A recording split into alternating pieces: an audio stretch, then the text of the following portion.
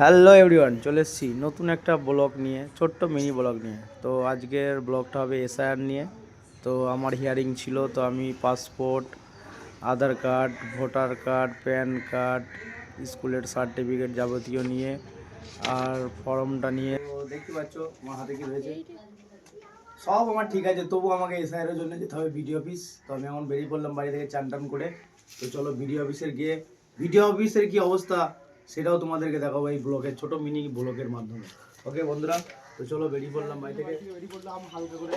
তো ওর বাড়ি থেকে নেমে আবার রাস্তা নাই যাওয়ার, মাটি দিয়ে সব বন্ধ করে দিয়েছে রাস্তা।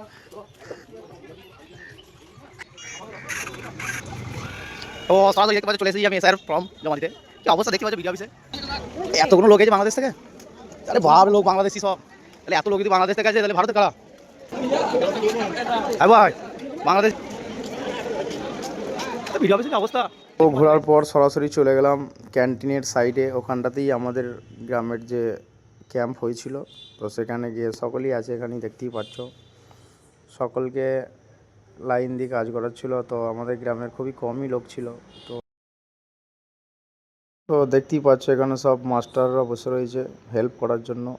তো লাইন বাই লাইন হচ্ছে, যার যে বুথে কাজ সে সেই বুথেই গিয়ে করাবে। তো দেখে নাও ভিডিওটা। ফাইনালি হিয়ারিং হয়ে গেল, আমাকে রিসিভ কপি দিয়ে দিয়েছে, এই যে দেখতেই পাচ্ছ। তো এবার আমি তো আমার কাজ কমপ্লিট, এবার আমি রওনা দিচ্ছি বাড়ির দিকে।